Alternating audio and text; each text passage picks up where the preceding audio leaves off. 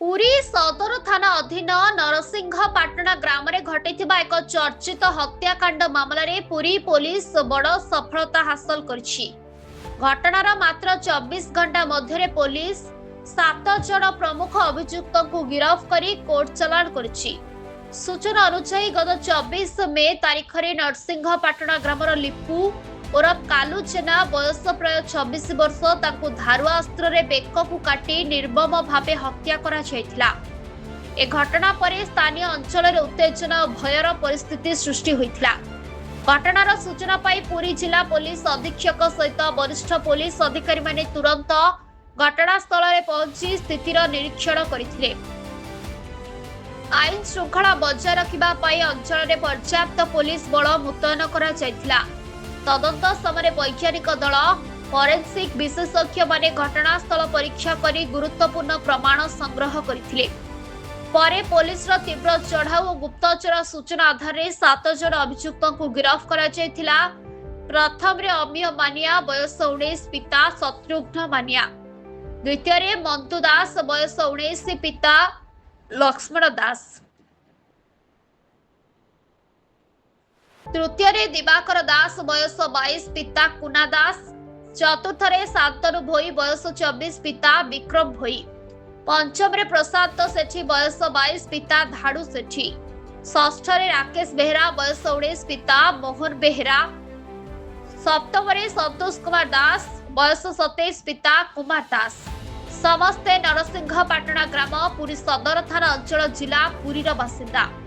Police अभियुक्त निकट एक छुरी, लुहा रड, बियर बोतल, काठ पट्टा, 3टी मोबाइल फोन, 6टी मोटरसाइकिल जबत करिछि। मामला रे अधिक तदंत चलिथिबा पुलिस पक्षरु सूचना मिलिछि। पुरी सदर थाना अंतर्गत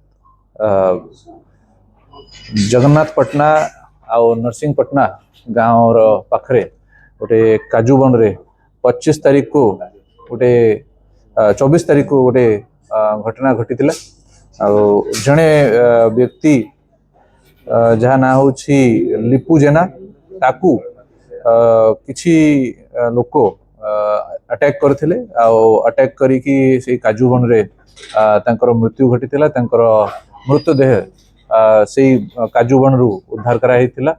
इमिडिएटली खबर पाई कि सदर थाना पुलिस टीम और ब्रह्मगिरी थाना टीम एसडीपीओ समस्ते घटनास्थल को पहुंची थे।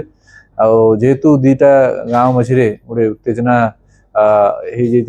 से परिस्थिति को इमिडिएटली कंट्रोल करागला और इन्वेस्टिगेशन से समय आरंभ कराइला। समस्त सीनियर ऑफिसर्स से घटना रे उपस्थित रही कि तार इमिडिएट इन्वेस्टिगेशन आरंभ करथिले और साइंटिफिक टीम को मध्य डाका हो गला।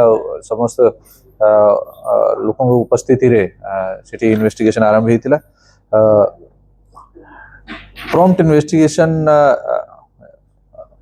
करिकी आमे जानिबा को पाइलु के टोटल घटना रे जो अभियुक्त इन्वॉल्व अछंती पाखापाखी हमको 10 जन लोकंकर ना इनिशियल स्टेजेस रे आइडेंटिफाई होइतिला। जो माने कि ये घटना घटै थिले और इन्वेस्टिगेशन रे जाना पड़िला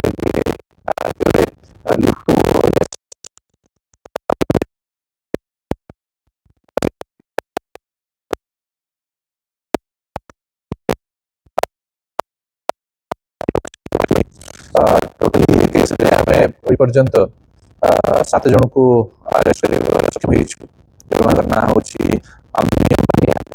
मंतु दास, दिवाकर दास, शांतनु भोई, प्रशांत सेठी, राकेश बेहरा, संतोष दास ये समस्ते होचंती नरसिंहपाटना गाँव निवासी।